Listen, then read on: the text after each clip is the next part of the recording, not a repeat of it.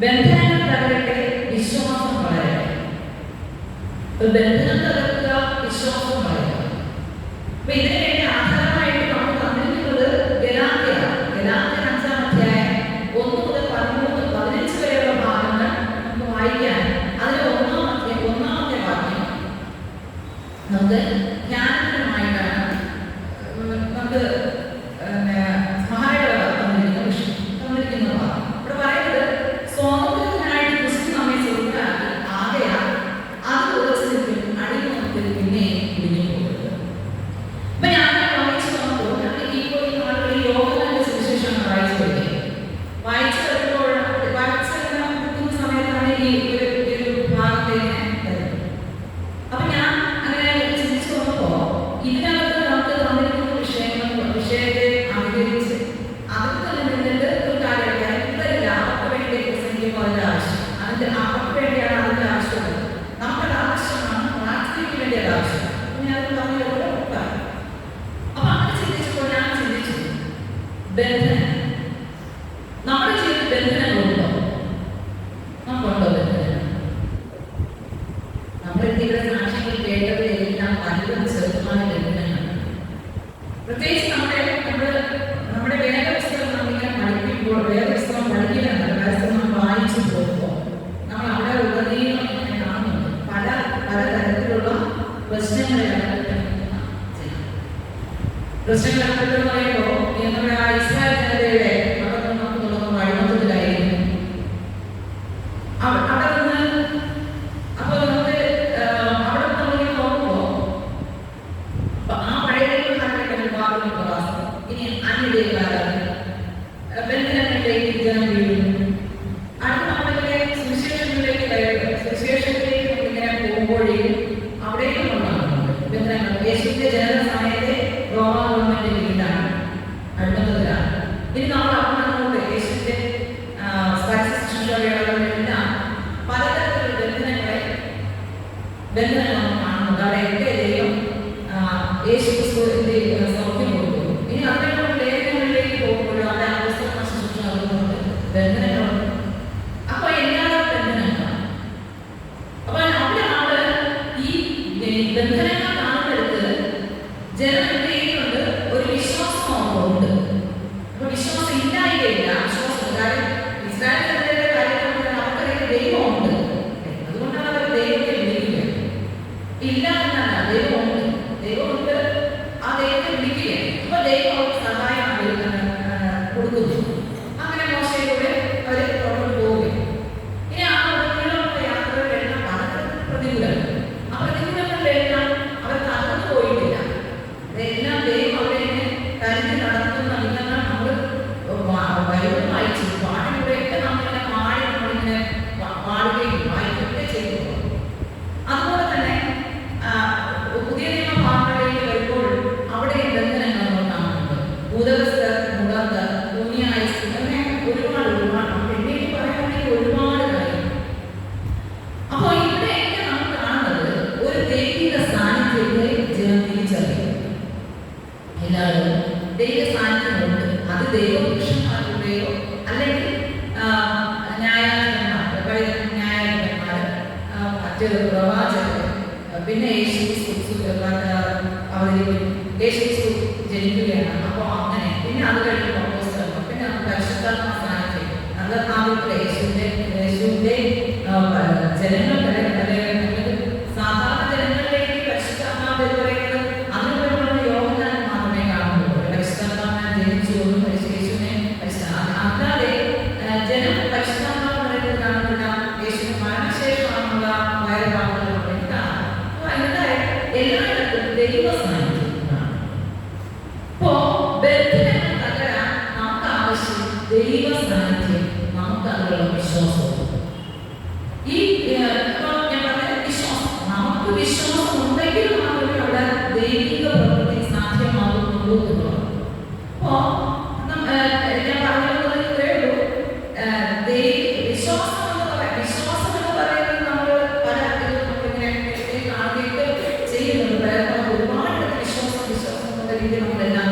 അപ്പോ നമ്മുടെ വിശ്വാസം ഉണ്ടെങ്കിൽ മാത്രമേ അവിടെ ദൈവത്തിന്റെ ഉണ്ടെങ്കിൽ മാത്രമേ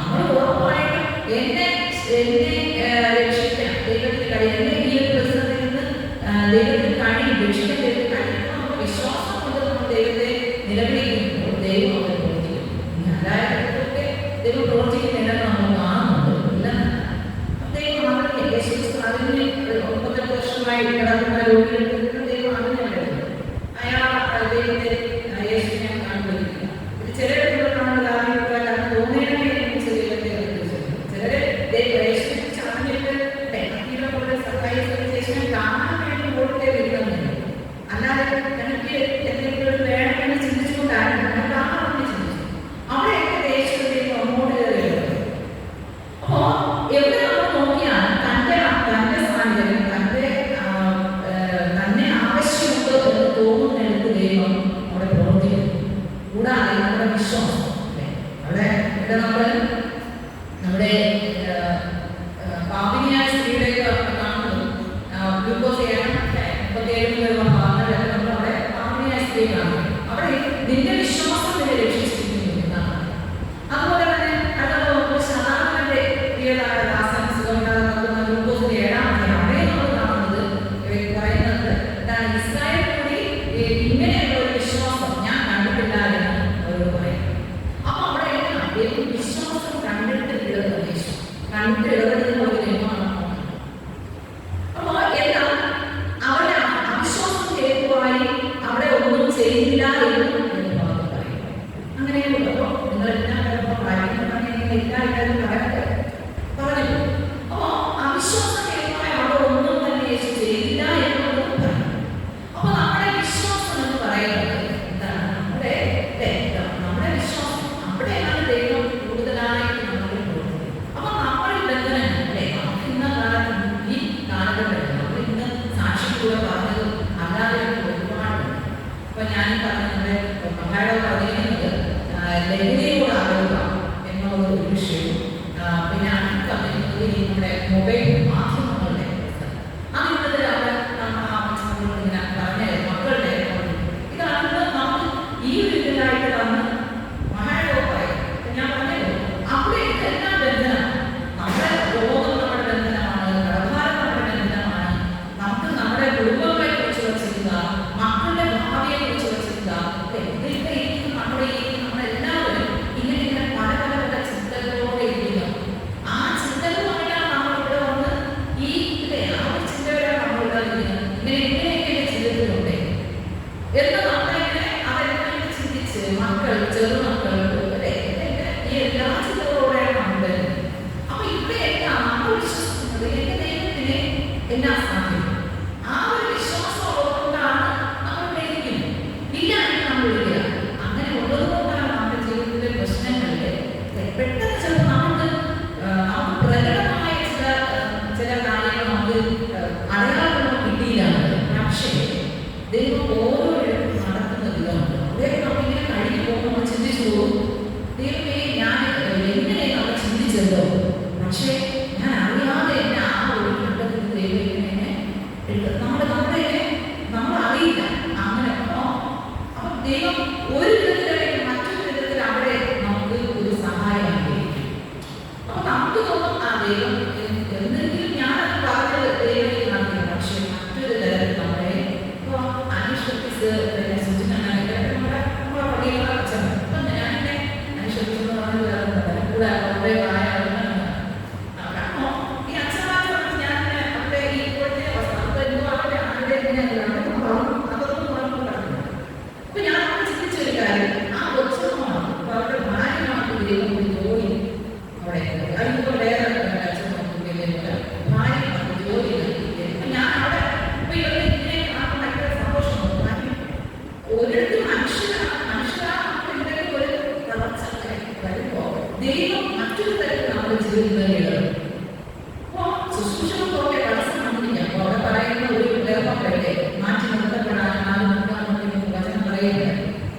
അങ്ങനെ ആയിരിക്കാം. അങ്ങനെ നമ്മൾ ആശ്വസിച്ച് സമാധാനിച്ച് നമ്മളുടെ ദൈവത്തോട് കൂടുതലായിട്ട് എന്ന് പറഞ്ഞാൽ അവർ ആ വിശ്വാസത്തിലൊന്നും പോയിട്ടില്ല.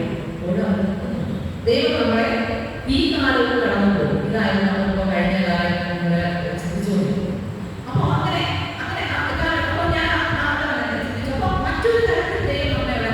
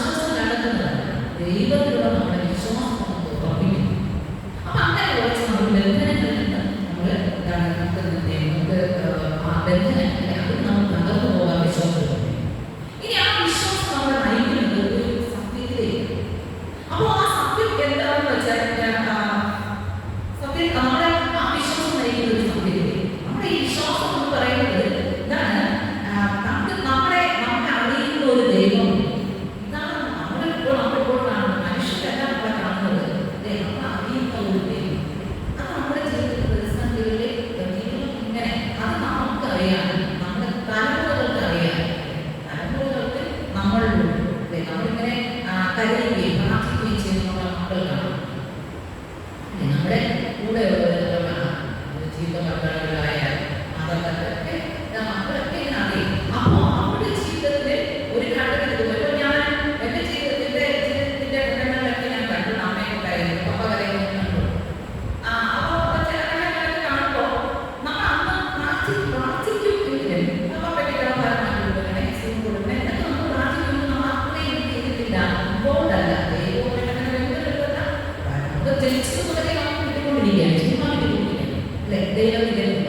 അപ്പൊ നമ്മൾ അറിയുന്നില്ല, നമ്മൾ ചിന്തിക്കുകയാണ് നമ്മളിങ്ങനെ കുറെ ഇങ്ങനെ കിട്ടിക്കൊണ്ടിരിക്കും എന്ന് ചിന്തിച്ചു ചുമ്മാ അതങ്ങനെ കളി ഇട്ടുകൊണ്ടിരിക്കുന്നതാണ്. വേറെ പ്രശ്നമൊന്നുമില്ല, ഇട്ടുകൊണ്ടിരിക്കും. അപ്പൊ നമ്മൾ വെറുതെ പ്രാർത്ഥിക്കുന്നു നമുക്കുപരി നമ്മളൊരു ആഴമായിട്ടൊരു വ്യക്തിപരമായ ഒരു ബന്ധമൊന്നും എന്റെ ജീവിതത്തിലായാലും ചെയ്യുന്നപ്പോഴുള്ള ചെയ്ത് വരും. പക്ഷെ നമ്മുടെ ജീവിതത്തിന്റെ മറ്റു മേഖലകളിലേക്ക് ഇതൊന്നും എന്റെ കഴിവൊന്നുമല്ല, അല്ലെങ്കിൽ കൂടെയുള്ള നമ്മുടെ ആരെയും കഴിവൊന്നുമല്ല, ദൈവം തന്നുകൊണ്ടിരുന്നത് കൊണ്ടാണ് നമ്മൾ അനുഭവിച്ചത്. ഞാൻ പ്രത്യേകിച്ച് വേറെ കഴിഞ്ഞ സാമ്പത്തിക പ്രതിസന്ധി വന്നു. സാമ്പത്തിക പ്രതിസന്ധി ആദ്യമൊന്നും പ്രശ്നമില്ല, അങ്ങനെ പൊയ്ക്കൊണ്ടിരിക്കുമ്പോൾ നമ്മൾ ഇരിക്കാൻ ഏറ്റവും ചേട്ടന്റെ കഴിവാണ് ഇങ്ങനെ ഞാൻ ചെയ്യും. പക്ഷേ ഒരു ഘട്ടം നമ്മൾ കഴിഞ്ഞപ്പോൾ വെറും അങ്ങനെ പോലും നമുക്ക് അറിയില്ല മനസ്സിലാവുന്നത്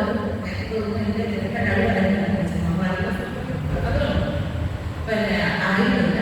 ദൈവം വന്നുകൊണ്ടിരുന്നത് ദൈവം അറിയുന്നുണ്ട്. അപ്പോൾ നമ്മൾ ഇങ്ങനെയൊന്നും ദൈവത്തോട് നിന്നാൽ പോരാ, ഇങ്ങനെയൊന്നും അറിഞ്ഞാൽ പോരാ, നമ്മൾ അറിയാം.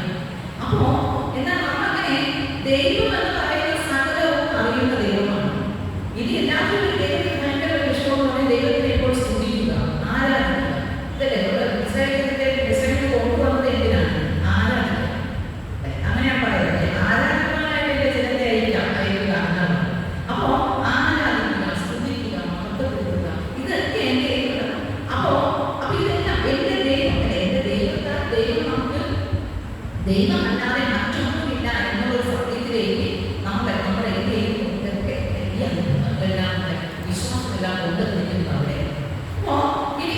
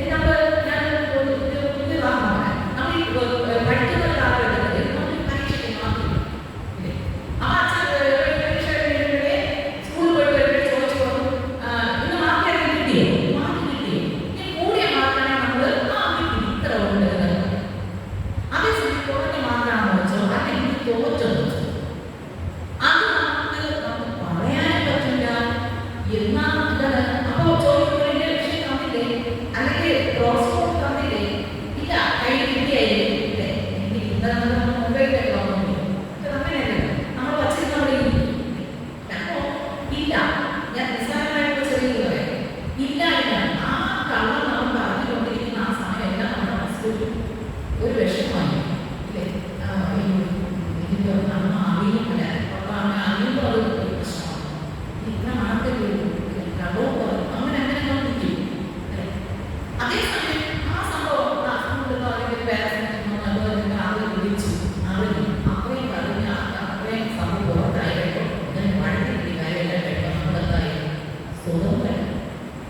ഇതുപോലെ നമ്മുടെ ജീവിതത്തിൽ ചില അനുഭവങ്ങളൊക്കെ ചില കാര്യങ്ങൾ ചില നമ്മൾ ആവശ്യമില്ലാതെ നെഗറ്റീവ്സ് ആയിട്ട് എന്തെങ്കിലും കാര്യങ്ങൾ നമ്മുടെ മനസ്സിനെ കിടന്നു അതിന്റെ സത്യാവസ്ഥ അല്ലെ അതിന്റെ കിടക്കുന്ന നമ്മുടെ മനസ്സിനെ വിഷയം പക്ഷെ അതിന്റെ സത്യാവസ്ഥ നമ്മൾ സ്വതന്ത്രമായിട്ട് അപ്പൊ അങ്ങനെ ഒരു സ്വാതന്ത്ര്യം എന്ത് ചെയ്യുന്നത് ഇവിടെ നമുക്ക് തരുന്നത് വചനത്തിലൂടെ.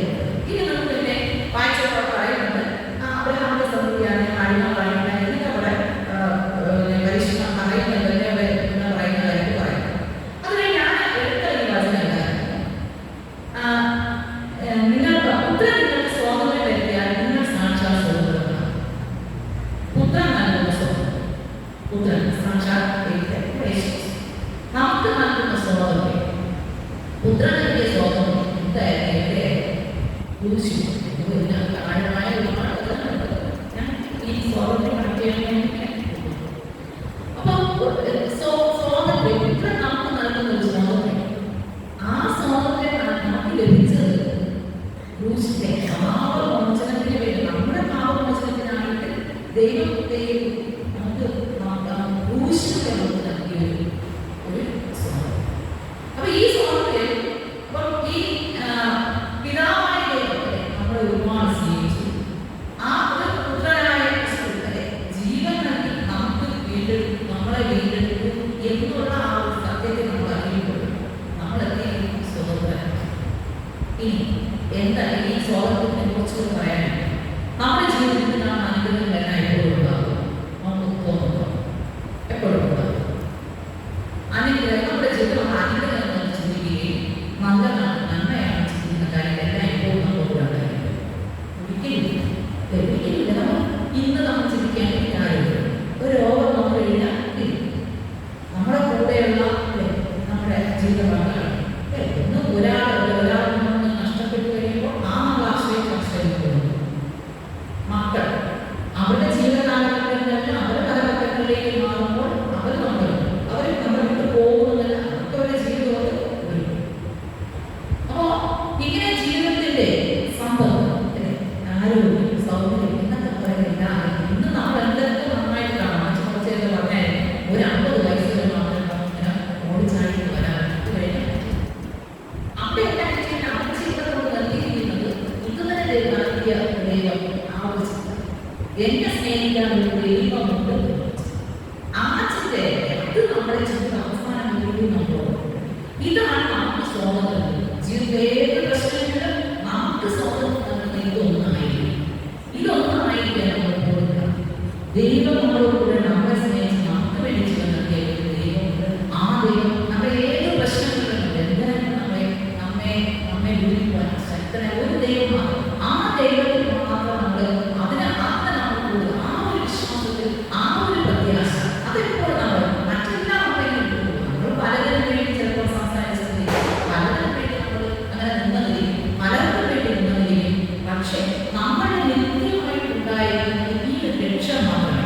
ദൈവത്തിലൂടെയുള്ള ദൈവം നമുക്ക് നൽകിയ ആ സ്നേഹം, ദൈവിക സ്നേഹം, അത് നമ്മുടെ ജീവിതം അവസാനിക്കുന്നത് വരെ നമ്മുടെ ബോധം പോകുന്നത് വരെ നമ്മുടെ മനസ്സിലുണ്ടായില്ല. മറ്റു നമ്മുടെ ചുറ്റും നടക്കുന്ന ഒന്നുമല്ല എന്നൊരു ചിന്തയിലേക്ക് നമ്മൾ.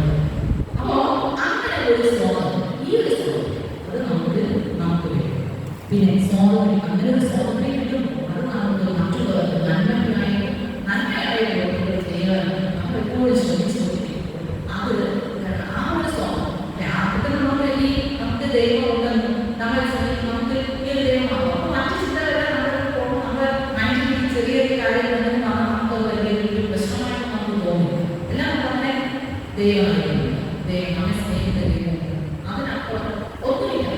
എല്ലാ ചിന്തയിലേക്ക് കാര്യം നമുക്ക് കിട്ടുന്ന സന്തോഷം ആ ഒരു ഇതൊക്കെ നമ്മുടെ വചനത്തെ ഇന്ന് നമ്മളുടെ വചനം വായിച്ച് പ്രാർത്ഥിച്ച് സാക്ഷ്യത്തോടെ ഉപവാസത്തോടെ ഉണ്ട്. അപ്പൊ ഇതെല്ലാം ഈ കിട്ടുന്ന നമ്മുടെ ആത്മീയ അനുഭവമാണ് നമ്മളെത്തി നമ്മളെ ഇന്നിവിടെ കൊണ്ടിരിക്കുന്നത്. ഇതൊക്കെ ഇന്ന് ഈ ലഭ്യത കാര്യങ്ങൾ ഞാൻ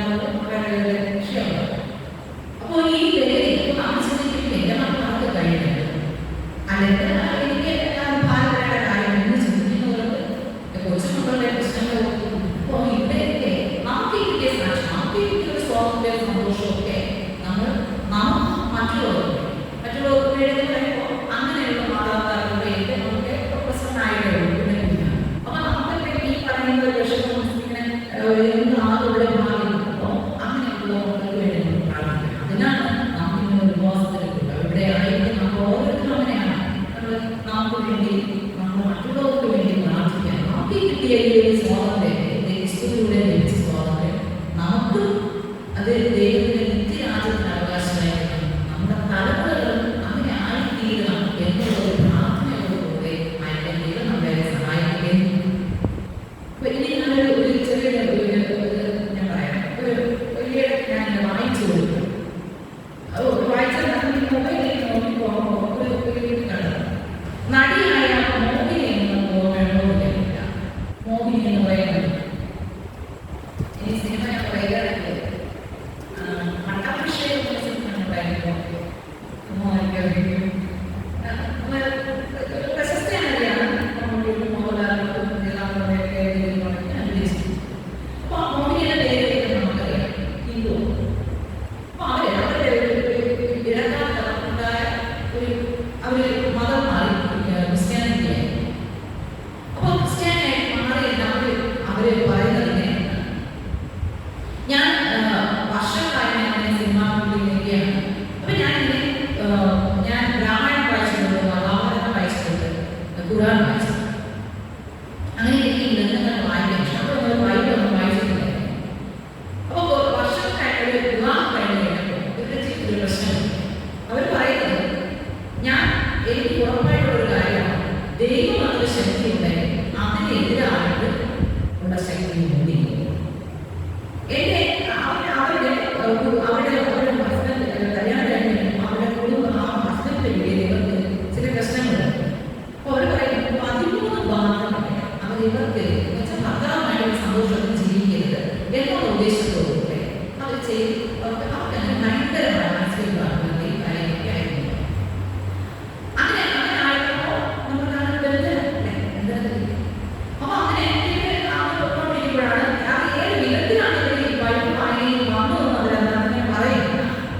അവർ പറയുന്നത് ഞാൻ ബൈബിൾ വായിച്ചു, ഞാൻ ഇങ്ങനെ അത് വായിച്ചു വന്നപ്പോൾ ഞാൻ മനസ്സിലാക്കിയ സത്യം. അപ്പൊ ഞാനിങ്ങനെ വായിച്ചു ചിന്തിക്കുകയാണ്, ഇത്രയൊക്കെ ഇത് എനിക്ക് നമ്മളിപ്പോ വർഷക്കുറെ കാലങ്ങളായിട്ട് നമ്മളിങ്ങനെ ജനിച്ചതുപോലെ കേൾക്കുന്നു. അപ്പൊ അവർ പറയുന്ന സംഭവം ഇതാണ്, നമുക്ക് ഞാൻ മനസ്സിലാക്കിയത്, ഞാൻ ബൈബിൾ വായിച്ചപ്പോൾ ഞാൻ മനസ്സിലാക്കിയതാണ്, നമ്മൾ എന്ത് തെറ്റ് ചെയ്താലും നമ്മെ സ്നേഹിച്ച് നമ്മളെ കൂടെ നിർത്തുന്ന ഒരു സ്നേഹമാണ് ദൈവം. ഇനി അവർ പറയുന്നു ദൈവവുമായിട്ട് യേശുവുമായി നിങ്ങൾക്കുള്ള ബന്ധം അല്ലെങ്കിൽ നമുക്കുള്ള ബന്ധം ഭാര്യ ബന്ധം പോലെ വിശ്വസ്തമായി. അപ്പൊ ഈ 2 പോയിന്റ് ഞാൻ ചിന്തിച്ചു. ഇത്രയും കാലമായിട്ട് നമ്മൾക്ക് ബൈബിൾ വായിക്കുന്നത് നമുക്ക് എന്ത് അനുഭവമാണ്? ഇങ്ങനെ ഒരു അനുഭവമായി. ഇപ്പോൾ ഒന്നാം തന്നെ അച്ഛൻ ചോദിച്ചു, നിങ്ങൾ പറയുന്നത് ബുധനാഴ്ച അപ്പൊ നമുക്ക് ഇത്രയും കാലം വന്നിട്ട് നമുക്ക് പറയുന്നത്. അപ്പോ ഞാൻ അവർ പറയുന്നു ക്രിസ്തു മതത്തിലേക്ക് വന്നു, അത് എന്റെ മതം മാറ്റമായി, എന്റെ മനം മാറ്റമായി എന്നും പറയാൻ. അപ്പൊ ഈ അനുഭവം അപ്പൊ അവരുടെ അവതാര ബന്ധനത്തിൽ നിന്ന് ദൈവം വിളിപ്പിക്കുമ്പോൾ വചനവായനയിലൂടെ പ്രാർത്ഥനയിലൂടെ അവർ ജീവിതത്തിലേക്ക് വരുമ്പോൾ അവർക്കുണ്ടായ അനുഭവം ദൈവം തനിക്ക് ആരാണ്, ദൈവവുമായുള്ള ബന്ധം നമ്മൾ എന്തായിരിക്കും എന്നൊരു അനുഭവം അവർക്ക് ആ 10 വർഷത്തിനോ 5 വർഷത്തിനകത്തുള്ള ഒരു മാറ്റം. അപ്പോൾ അങ്ങനെ അവർക്കുണ്ടായി. അപ്പൊ നമുക്ക് എത്ര പേർക്ക് അങ്ങനെ ഒരു ഉണ്ട്?